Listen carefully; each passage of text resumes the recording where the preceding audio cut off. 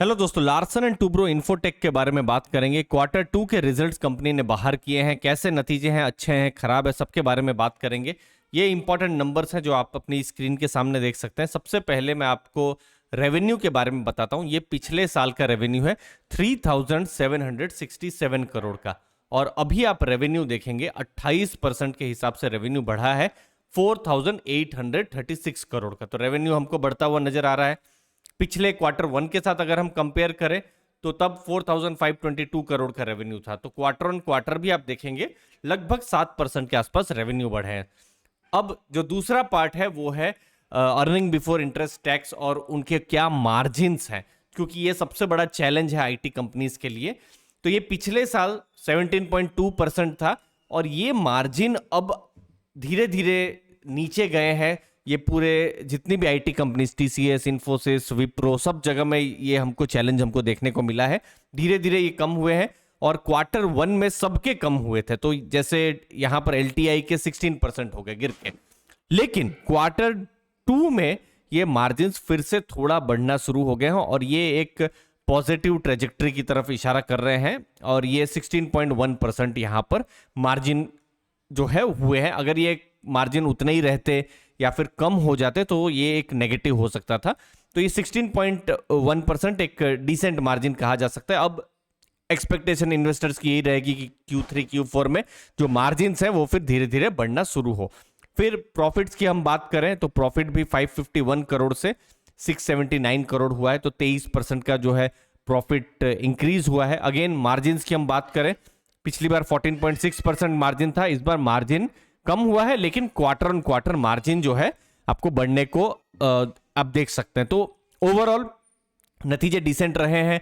यहां पर जो सबसे बड़ा अगर आईटी सेक्टर में जो डर है या फिर इन्वेस्टर्स को क्वेश्चन हो सकते हैं, क्योंकि बहुत यूएस और यूरोप में बहुत सारी घटनाएं हो रही है, तो कैसा बिजनेस आएगा, लेकिन कोई ऐसा शॉक नहीं है जो हम देख सकते हैं। तो देखिए, जैसे आपको मैं जैसे यूएस और यूरोप की बात बता रहा हूं, देखिए तो नॉर्थ अमेरिका और यूरोप का आप बिजनेस देखेंगे 83% पिछली बार था, और अभी भी आप देखेंगे 84% से ऊपर का आपको बिजनेस जो है देखने को मिल रहा है। और सबसे इंपॉर्टेंट बात, नॉर्थ अमेरिका का बिजनेस भी ग्रो हुआ है 20.8%, यूरोप का कम हुआ है 13.6%, लेकिन ग्रो हुआ है। Quarter on quarter US business grow हुआ है, आप देख सकते हैं, और यूरोप का जो बिजनेस है थोड़ा सा ग्रो हुआ है। अब ये देखना है कि ये बिजनेस बढ़ रहा है कि नहीं बढ़ रहा है, बट ओवरऑल कोई ऐसा शॉक नहीं है जो रिजल्ट्स में हमको देखने को मिल रहा है। डिसेंट नतीजे हैं। क्लाइंट्स उन्होंने ऐड किए हैं कि नहीं, तो 100 मिलियन के क्लाइंट्स उन्होंने ऐड नहीं किए हैं, लेकिन 50 मिलियन में उन्होंने एक क्लाइंट ऐड किया हुआ है।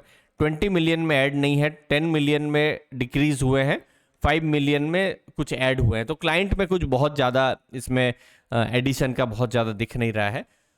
फिर ये दूसरा चैलेंज है, वो है एट्रिशन का चैलेंज, जो एम्प्लॉयज़ हैं जो जॉब छोड़ रहे हैं उसके बारे में। तो ये पिछली बार लगभग 20% के आसपास था, मतलब 100 में लगभग 20 एम्प्लॉय है जो अब जॉब छोड़ रहे थे। फिर ये बिल्कुल बढ़कर 23.8% हो गया जून क्वार्टर में, और अभी भी 24.3% है। तो ये जो है एट्रिशन वाला जो नंबर है ये हमको बढ़ता हुआ नज़र में आ रहा है।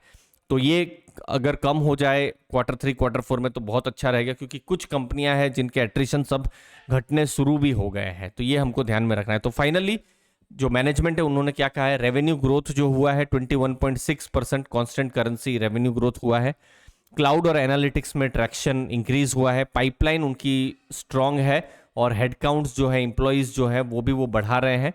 बाकी जो मर्जर है एलटीआई और माइंट्री का, ये मर्जर ये जो कैलेंडर ईयर है तब तक ख़त्म भी हो जाएगा। तो बहुत ही जल्दी ये मर्जर का प्रोसेस ख़त्म होने वाला है, जिससे कि जो भी शेयर होल्डर्स हैं उनको और जो स्टेक होल्डर्स है उनको वैल्यू क्रिएट हो सकती है, ऐसा मैनेजमेंट का मानने का है।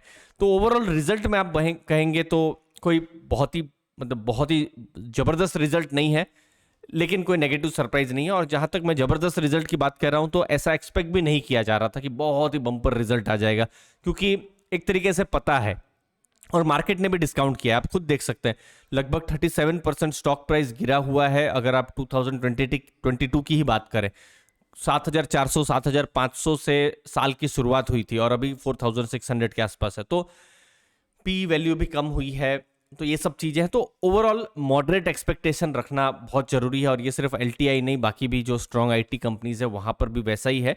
तो एक डिसेंट नतीजे आए हैं जहां पर बहुत नेगेटिव सरप्राइज नहीं है, वही एक अच्छी चीज है।